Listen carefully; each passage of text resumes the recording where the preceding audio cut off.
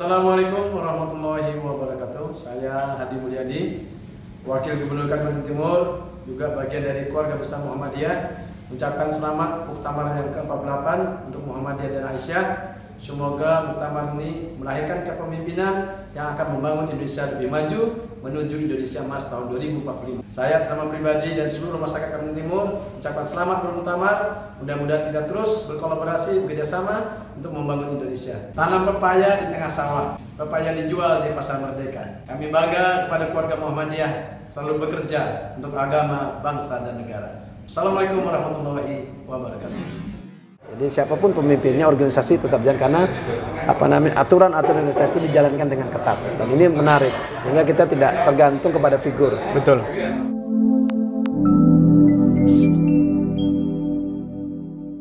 Bismillahirrahmanirrahim. Assalamualaikum warahmatullahi wabarakatuh. Waalaikumsalam warahmatullahi wabarakatuh. Sahabat UMK Talks sekalian, selamat datang di agenda edisi khusus UMK Talks yang edisi Muktamar pada hari ini di Solo. Dan hari ini kita kedatangan tamu spesial jauh-jauh juga dari Kalimantan Timur, Bapak Hadi Mulyadi. Assalamualaikum Bapak. Waalaikumsalam. Beliau merupakan Wakil Gubernur Provinsi Kalimantan Timur dan juga sebuah kehormatan ini Pak bisa nampil di program UMK Talks. Jadi kita punya edisi khusus UMK Talks, biasanya kita syuting di Samarinda di kampus Pak.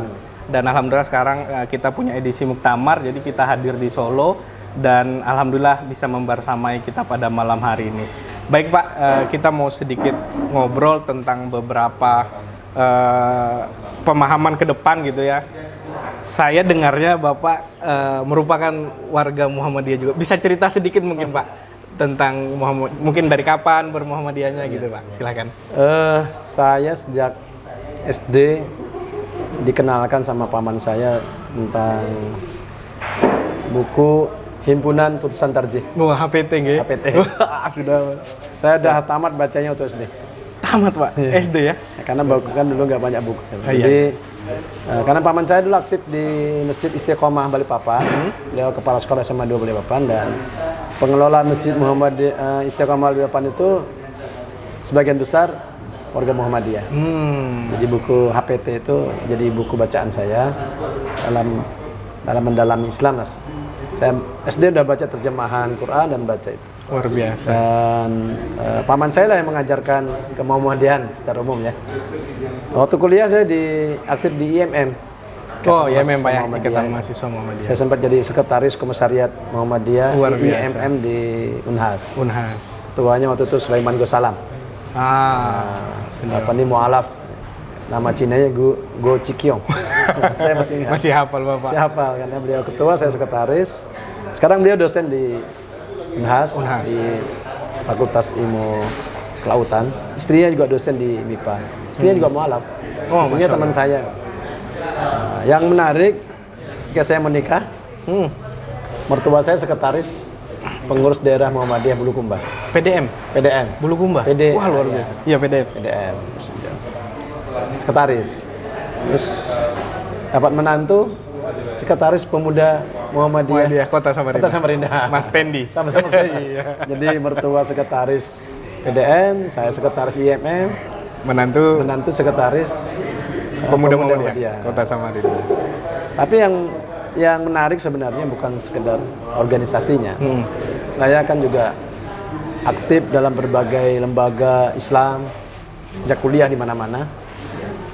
Menurut hemat saya Muhammadiyah adalah salah satu organisasi Islam yang moderat. Moderat, dan saya melihat juga banyak teman-teman Muhammadiyah yang bekerja secara tulus, ikhlas, dan karena ketulusan dan keikhlasan itulah karyanya luar biasa. Maka saya ingat pesan dari Kiai Haji Ahmad Dahlan. Hidup-hidupilah Muhammadiyah, tapi jangan cari hidup di Muhammadiyah. Itu menarik dan itu rupanya juga jadi spirit dalam membangun organisasi lembaga Muhammadiyah, dan alhamdulillah saya bangga dan bersyukur menjadi bagian dari keluarga Muhammadiyah. Mudah-mudahan ini jadi amal jariah kita semua. Amin ya Rabbal alamin. Baik Pak, ketika kita bicara tentang pergerakan Muhammadiyah, kalau dari Pak Hadi sendiri, kalau ditanya tentang Muhammadiyah menurut Pak Hadi, bagaimana Pak? Tadi yang sudah saya sampaikan sekelumit ya. Jadi dari tahun 1912 ya, sampai sekarang berarti kan sudah 90 tahun. Sudah 90 tahun berdiri, punya lembaga yang luar biasa. Saya kira dengan NU juga kurang lebih ya. Dan ini dua organisasi terbesar di dunia, ormas terbesar di dunia, NU dan Muhammadiyah. Punya lembaga pendidikan dari TK, SD, SMP, SMA, lembaga kesehatan dari puskesmas sampai rumah sakit, universitas. Apa yang mereka miliki yang menarik ya dalam mengelola negara itu, secara umum saya sering sampaikan dalam berbagai kesempatan, ada 3 kelompok organisasi besar dalam mengelola organisasi besar. Ada kelompok pengusaha. Mereka, cara bekerja mereka itu orientasinya profitable, di Profit oriented. Sehingga kalau ada orang yang ya dianggap tidak menguntungkan ya singkirkan. Kelompok kedua, mohon maaf ini tidak, kelompok ASN, birokrat. Mereka itu bekerja dengan budget base. Artinya ada uang, berapa uang ini tidak. Karena itu tidak kita salahkan karena memang polanya begitu. Direncanakan, ada anggarannya kemudian dikerjakan. Tapi nanti yang masalah nanti sikap ekstrimnya. Yang ketiga adalah Muhammadiyah dan NU. Ini bukan pengusaha, bukan birokrat, tapi seperti mengelola sebuah negara. Dua-duanya saya kira. Apa yang mereka miliki? Ketulusan, keikhlasan, kemudian solidaritas dan kerja keras. Makanya itu kan yang selalu di training Muhammadiyah kan kita belajarkan untuk itu. Dan yang menarik, dua pendiri NU Muhammadiyah ini pernah berguru dengan guru yang sama. Betul. Kiai Haji Soleh Darat gitu. Ini yang luar biasa dan ini anugerah bagi bangsa Indonesia. Ada 2 ormas besar yang memberikan kontribusi positif dalam pembangunan di Indonesia. Nah, karena itu saya bersyukur karena saya menjadi bagian dari keluarga Muhammadiyah. Saya juga berteman dengan teman-teman di NU. Betul. Ini luar biasa kontribusinya. Mudah-mudahan ini terus beriringan berjalan membangun Indonesia. Kira-kira Pak, apa yang bisa dilakukan Muhammadiyah Kalimantan Timur khususnya Pak, yang bisa disinergikan dengan provinsi sendiri? Oh banyak saya kira. Karena kita sadari pemerintah tidak sanggup mengerjakan semua urusan. Betul. Dan ini sudah nyata. Pendidikan Muhammadiyah, SD Muhammadiyah terkenal dari dulu kan. Walaupun kritik ya, SMP SMA-nya kurang. Betul. Itu yang jadi PR. Jadi PR. Bersama Pak. Yang kedua ini UMKT. UMKT sekarang menurut pengamatan saya menjadi, bukan pengamatan, ini data, menjadi universitas terbaik, universitas swasta terbaik se-Kalimantan.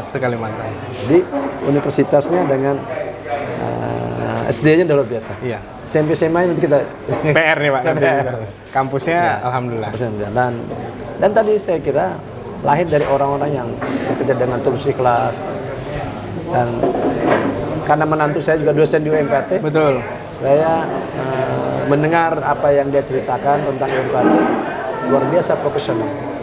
Jadi saya bilang, kamu bekerja di situ bukan karena saya.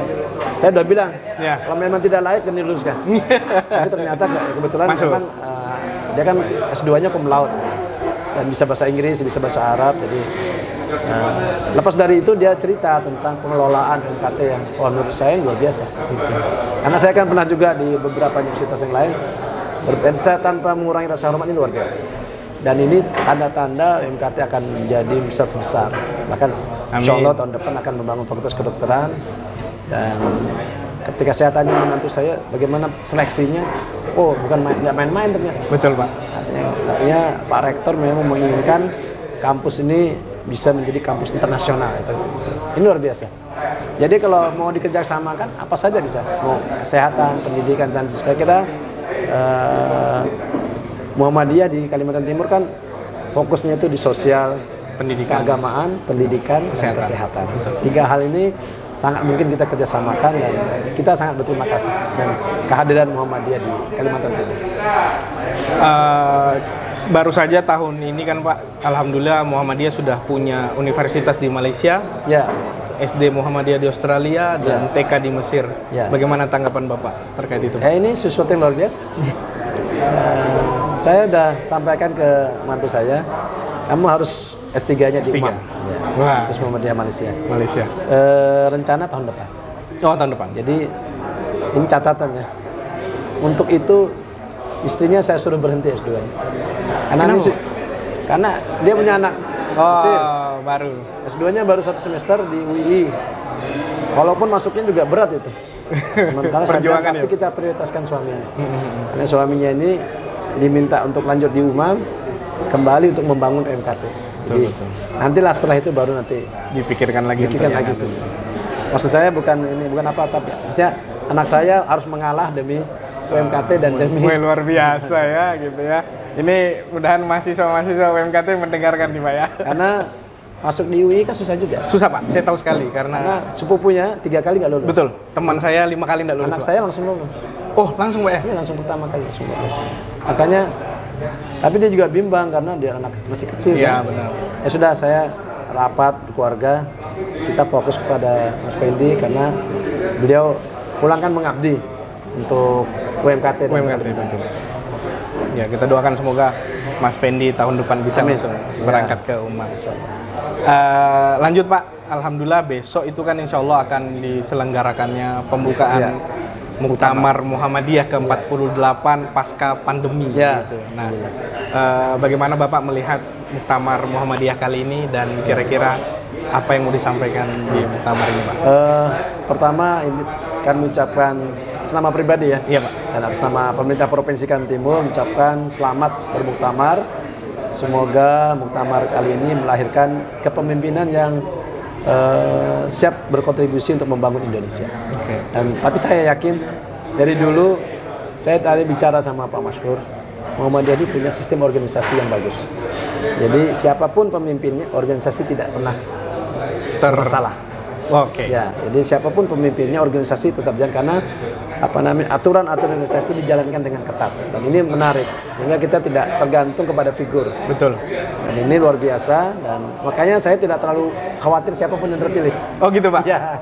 Karena saya, sudah yakin sistemnya itu ya? Karena sistem itu sudah berjalan. Dan itu saya melihat kan, di SD Muhammadiyah, di SMA, terus kemudian di perguruan tinggi. Sistem itu sudah dibuat. Betul. Siapapun rektornya, siapapun PWM-nya, siapapun PDM itu tidak ada masalah. Ini yang mudah-mudahan jadi contoh bagi organisasi lain yang tidak tergantung pada figur. Dan ini menjadi contoh organisasi di Indonesia harusnya begitu. Bahkan harapan kita ke depan itu siapapun menteri, siapapun presiden, organisasinya bisa jalan. Betul. Jadi begitu. Yang kedua, kalau ada muktamar ini, kehadiran warga Muhammadiyah ini luar biasa. Betul. Saya baca tadi ibu-ibu yang dari Pemantang Siatar. Iya, naik bis Pak. Mertua saya waktu hidup tidak pernah alpa. Selalu datang Pak? Selalu datang. Dimanapun muktamar? Dimanapun, di Padang, di Aceh, di Jakarta. Nanti setelah beliau tua baru datang. Mertua saya datang terus. Jadi ini mengingatkan kembali cerita-cerita. Masih naik kapal dulu. Iya benar Pak. Ya naik Kambuna, naik Rindu. Betul. 3 hari 2 malam. Di luar Jawa tuh Sulsel paling banyak. Rombongan itu Pak ya? Rombongan dan rombengan. Baik, Pak Hadi. Kita bicara dunia global saat ini nih Pak. Tidak sedang baik-baik saja. Rusia perang dengan Ukraina. Bahkan saya juga cukup kaget anti hijab ban di Iran gitu Pak ya. Panasnya Cina dan Taiwan dan resesi yang syukur aja Indonesia masih agak kuat ini Pak. Kira-kira pesan apa yang bisa disampaikan kita sebagai umat muslim di Indonesia ini Pak? Persoalan krisis global ini tidak bisa dipungkiri. Betul. Karena ada efek dominonya pasti. Betul. Tapi kita sebenarnya masih bisa bertahan karena Indonesia ini punya sumber daya alam yang cukup, sumber daya manusianya cukup, pangsa pasarnya juga cukup. Jadi kita bisa melakukan perdagangan antar provinsi, antar kabupaten kota di dalam sehingga itu bisa saling menopang. Ketahanan pangan kita bisa, ketahanan energi juga bisa. Cuman memang karena perdagangan ekspor impor tergantung dengan dunia luar, ini harus dikendalikan oleh pemerintah pusat tentunya. Tapi saya optimis dan jangan khawatir, saya kira Indonesia bisa melewati masa-masa sulit itu. Yang paling penting, kita tetap bersatu. Oleh karena itu, saya berpesan kepada warga Muhammadiyah, nanti 2024 ada pemilihan presiden, ada pemilihan legislatif. Pasti warga Muhammadiyah juga secara pribadi punya dukungan masing-masing. Betul. Itu sah-sah saja. Kita tidak boleh karena perbedaan pilihan terus kita berpecah. Kita tetap satu, umat Islam, Muhammadiyah tetap satu. Perbedaan itu sesuatu yang lumrah dalam dunia demokrasi. Dan harus kita yakini juga tidak ada yang sempurna. Betul. Mau calon presiden A, B, C, tidak Selalu punya plus minus. pasti plus minusnya. Dan saya sebagai pribadi saya menghargai 7 presiden itu baik semua. Baik semua. Ada baiknya, ada buruknya. Artinya ada kurang lebihnya. Kalau kita preteli buruknya, ada semua buruknya. Ada semua. Tapi kalau kita mau lihat baiknya, ada baiknya juga semuanya. baiknya. Nah, begitu cara kita memandang. Termasuk nanti 2024, siapapun calonnya, silahkan kita mempromosikan dukungan kita, tapi jangan kemudian membuat perpecahan. Betul. Ya. Saya kira sangat mungkin. Dia ada beberapa yang pendukung A, pendukung B itu sangat mungkin. Tapi dan saya, karena saya melakukan itu dari dulu. Saya punya pilihan, tapi saya tidak pernah istilahnya itu fanatik dengan pilihan saya. Oh begitu Pak? Iya, maksudnya menarik nih Pak. Tidak pernah. Silakan cari jejak digitalnya. Iya. Yang saya memaksa atau misalkan kamu harus ini, apalagi sampai nggak ada itu Pak. Artinya kita menghargai pilihan. Makanya saya nggak pernah itu yang kata orang yang NPWP, mau video nih pur. Yang pertama memang gak ada duitnya. Yang kedua, saya sampaikan kepada yang mau maju, kalau kamu rajin ke masyarakat, itu kamu udah perlu pakai uang.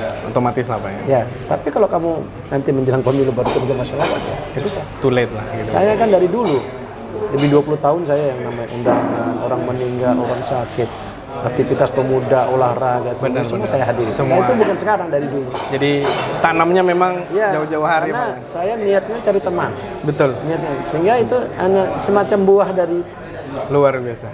Dan dulu saya di DPR RI, ini biar pelajarannya buat teman-teman yang saya ditanya nih, ini ngumpul nih teman-teman dari berbagai partai. Ada yang habis sekian ratus miliar, ada yang sekian puluh. Saya tanya saya.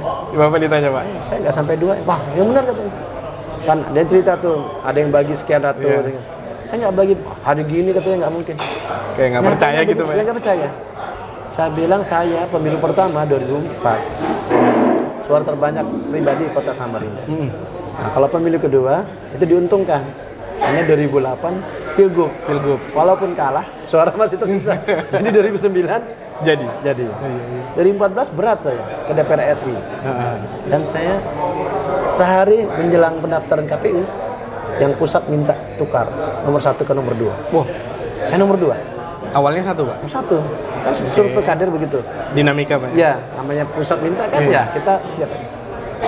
Saya tapi suara terbanyak mengalahkan nomor 1. Masih suara terbanyak? Saya 55.000, yang nomor 1 35.000, suara partai 25.000. Lebih banyak Bapak daripada suara partai. Nah, yang menarik, orang nomor 2 itu berarti dari rumah dia sudah berpikir ingin milih saya. Apa yang saya lihat di situ, itu berarti orang menerima saya sepenuh hati tanpa bayaran. Dan itu berarti masih ada harapan Pak ya? Bukan berarti nggak ada harapan gitu? Iya, jadi intinya sama seperti yang kedua ya. Seringkali ada orang ingin jadi ketua ini, ketua itu, untuk dijadikan kendaraan politik. Jangan harap saja. Saya udah survei kecil-kecilan, mau ketua ini ketemu. Kalau dia tidak ketemu masyarakat, tetap aja Pak ya? Tetap aja. Nihil. Jadi yang penting kita rajin ke masyarakat. Oleh karena itu ini berkontribusi. Teman-teman Muhammadiyah, siapa tahu nanti ada yang jadi caleg. Iya benar. Intinya rajin pendidikan politik nih Pak. Ya, intinya rajin. Kuncinya di situ Pak ya, ke masyarakat. Kita buka hati untuk berteman dengan siapa saja. Betul. Kita warga Muhammadiyah, kita Muslim. Tapi dengan non Muslim harus tetap teman kita sesuai porsinya kan. Benar. Gitu. Yang luar Muhammadiyah juga teman kita. Betul sekali. Sama kayak UMKT dulu sering kali ditanya, kalau non Muslim bisa nggak masuk UMKT Pak? Bisa. Nah ternyata banyak yang belum tahu kan Pak. Padahal UMKT itu terbuka untuk semuanya. Betul. Harusnya bisa. Betul. Bisa Pak, bisa banget. Sebagaimana kita juga dulu sekolah Katolik kan. Betul. Bisa. Yang penting dia paham bahwa kalau ada pelajaran agama dia. Iya betul. Pak Hadi, karena waktu juga yang terbatas, tapi kita satu closing statement Pak. UMK Talks ini penontonnya adalah mahasiswa. Kira-kira ada pesan apa yang bisa dikasihkan ke khususnya mahasiswa UMKT, umumnya mahasiswa Indonesia untuk anak muda Pak? Pertama, jangan pernah berhenti belajar. Nah, karena itu sedang kuliah, selesai kuliah, sampai kapanpun ada hal-hal yang perlu kita pelajari. Lanjut terus. Saya nggak pernah berhenti belajar. Apa aja saya pelajari, saya baca. Yang kedua, harus kerja keras. Jangan pemuda yang 5L. Loyo, letoy, lunglai, lesu, lebay. Lengkap ya. Kenapa? Karena orang yang sukses harus bekerja keras. Kerja keras. Yang ketiga harus bakti kepada orang tua. Birrul Karena kalau kita walidain. bakti kepada orang tua ridho, jadi doa. Nah, yang keempat, terus berdoa karena tidak ada yang mudah dalam hidup ini, tapi dengan doa yang sulit jadi mudah. Udah. Ya kan? Bencana bisa jadi anugerah. Karena doa. Nah, karena itu himbauan saya dan kepada rekan-rekan mahasiswa terus belajar apapun dipelajari. Ya, karena lagi kuliah, fokuslah untuk menyelesaikan kuliah. Tapi di samping itu, pelajari apa saja yang bisa dipelajari. Karena itu pasti ada manfaatnya 10, 20, 30 tahun. Sukses buat UMKT. Satu Pak, pesan untuk UMKT Pak. UMKT terus mengembangkan sayapnya. Dan saya bangga akan membangun fakultas kedokteran. Saya akan dukung. Amin, amin. Ya Saya dukung 1000%. Wah, luar biasa. Sudah dapat garansi kita dari Bapak untuk dukungan Fakultas Kedokteran. Pak Hadi, terima kasih banyak Pak. semuanya. Sehat selalu. Itulah teman-teman sekalian episode UMK Talks hari ini, edisi Muktamar, dan kedatangan tamu kita terhormat Bapak Hadi Mulyadi, Wakil Gubernur Provinsi Kalimantan Timur. Terima kasih. Nunal kolomia mesturun, fastabiqul khairat. Assalamualaikum warahmatullahi wabarakatuh. Waalaikumsalam.